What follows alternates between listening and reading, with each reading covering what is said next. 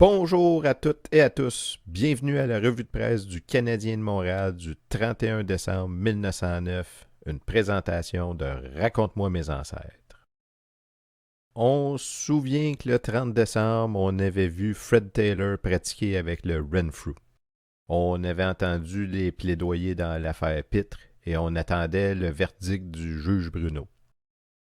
Mais le 30 décembre, c'est aussi le match d'ouverture de la Canadian Hockey Association où le All Montreal de Art Ross affrontait le National de Montréal. Le soleil du 31 décembre, comme à peu près tous les journaux, va nous apprendre que c'est devant une foule nombreuse que le All Montreal va s'en tirer avec une victoire de 7-3 contre le National. Le National fut donc le premier club de hockey professionnel composé de Canadiens français à jouer un match professionnel.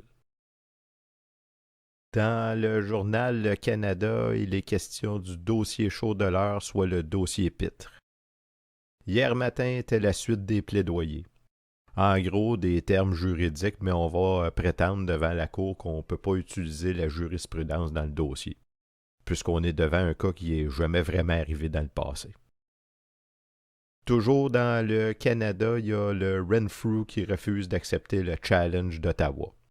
Les dirigeants tiennent pas trop à faire encaisser des recettes à leurs rivaux de la Ligue canadienne. Puis si les Ottawa ont lancé un challenge au Renfrew, c'est probablement parce qu'enfin Fred Taylor s'est décidé à montrer le jeu qu'il cachait depuis si longtemps. C'est un professionnel qui n'a pas craint d'abandonner une position à Ottawa pour accepter 4000 $. Mais avec quelle équipe ça?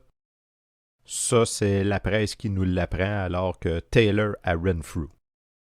Fred Taylor, le plus grand joueur de hockey qui soit à l'heure actuelle, a accepté mercredi après-midi l'offre de jouer cette saison pour Renfrew à un salaire de 4000 $. Il est parti à 5 heures de la capitale en compagnie de M. Georges Martel, directeur du club Renfrew, et à 7 heures a pris part à la pratique avec les autres membres de l'équipe.